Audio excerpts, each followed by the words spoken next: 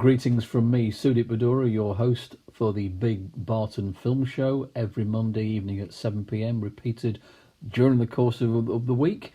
Also now on YouTube, you can hear Barton FM online and on digital. So every week I'm now going back in time to choose a golden movie year. As we all know, the cinemas are temporarily closed, so no new films to review. This week, it's the year 2004. What were you doing at that particular time? It truly was a fantastic year for movies. There were so many for me to choose from so many different genres. Come to that later. News headlines that year. Well, NASA had a Mars rover which landed on the red planet and sent back images for the first time. There was an Al-Qaeda attack on a commuter train in Madrid 3 years after 9/11. It was the 60th year commemoration for D-Day in June 2004.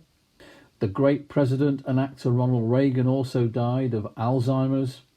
It was the Olympics in Athens, which was a cracking show for all the spectators, and Britain did very well.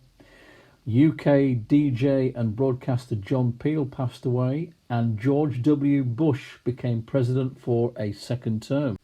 At the cinema, there were some superb movies which sadly did not make my top three. For example, Tobey Maguire was our webbed slinging crusader Spider-Man.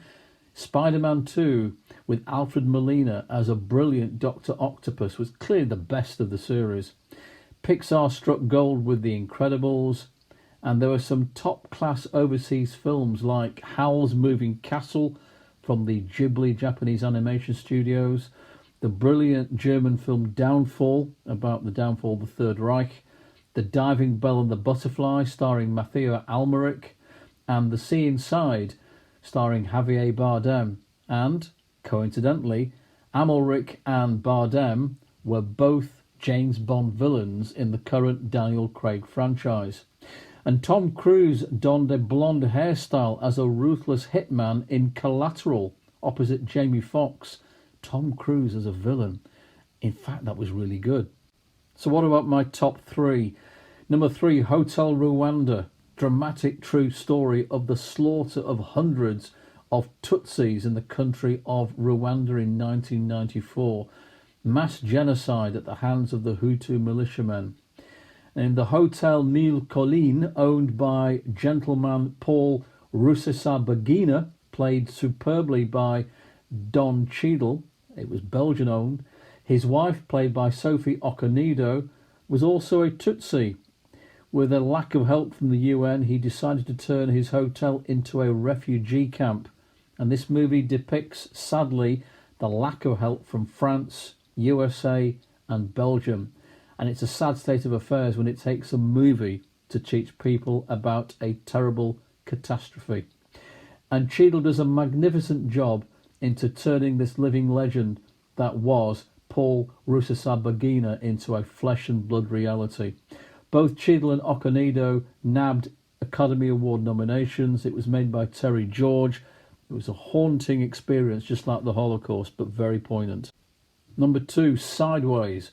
What an amazing film this was, from top independent film director Alexander Payne. Starring Paul Giamatti, Thomas Hayden Church and Sandra Oh. You may know this lady because she has been recently seen in the cracking series on TV called Killing Eve.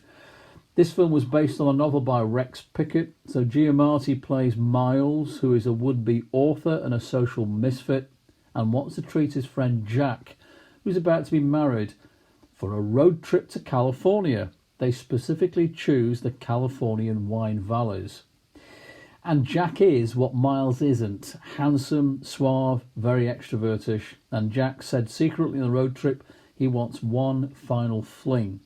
They meet an attractive pair of women. Jack strikes gold, but Miles is ambivalent and ridden with guilt as his date opens up about her personal nightmares.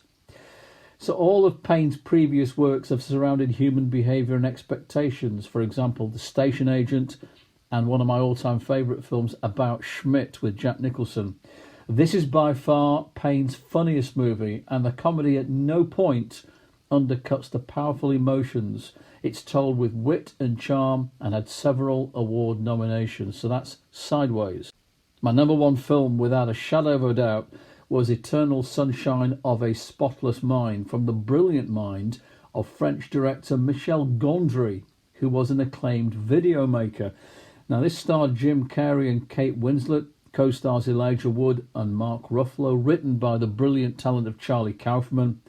I think this was Carey's best ever movie. He plays Joel and Kate plays Clementine. She goes to Lacuna Incorporated to wipe off the memory of her boyfriend.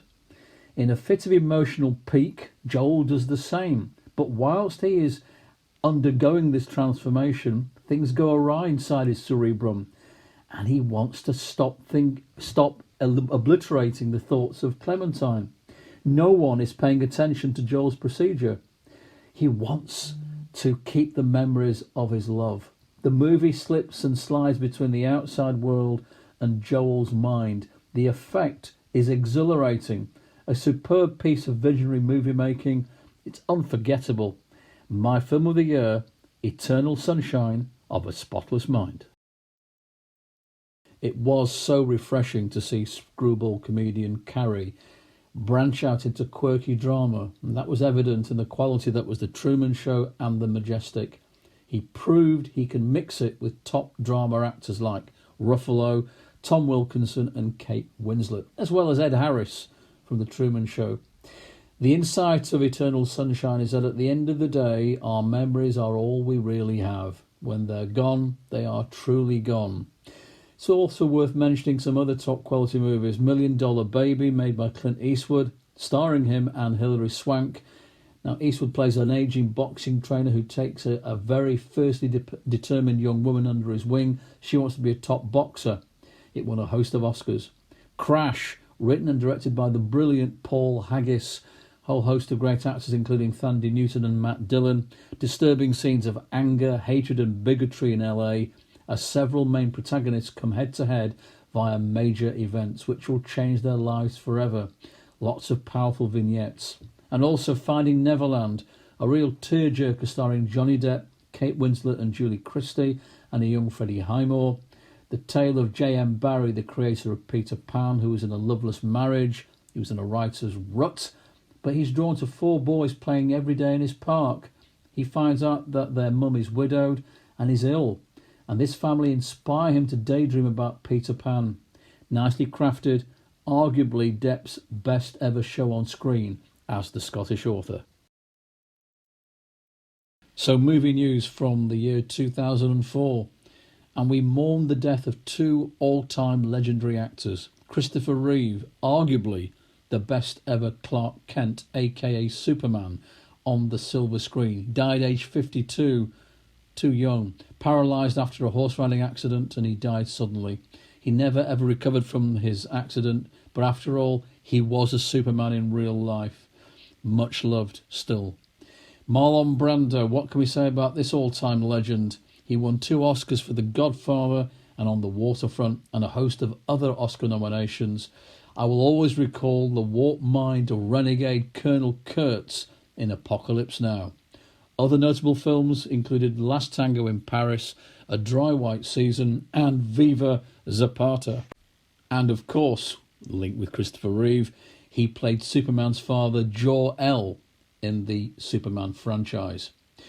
Oscar news this year, the Best Actress went to Charlize Theron, unrecognisable as a serial killer in Monster. Best Actor was Sean Penn for the brilliant drama made by Clint Eastwood, Mystic River. Best Movie was Lord of the Rings, Return of the King. Best Director was Peter Jackson for the same film. Best Supporting Actor from Mystic River, Tim Robbins. Best Supporting Actress, Renee Zellweger for the drama Cold Mountain. And if you recall, Chris Rock was a very controversial host that evening. Oscar-winning composer Jerry Goldsmith also passed away. His great work included Mulan, Poltergeist, Star Trek and Chinatown. The list is endless, an all-time music maestro. And IMAX experiences were getting popular, including Harry Potter and the Prisoner of Azkaban, as well as Spider-Man 2, and I saw the latter in Sheffield. and Brandon Routh was named as the next Superman, and that was forgettable. So that's the end of 2004's movie golden year on the Big Barton Film Show. I hope you had a good time. We'll see you next week. Take care. Stay safe.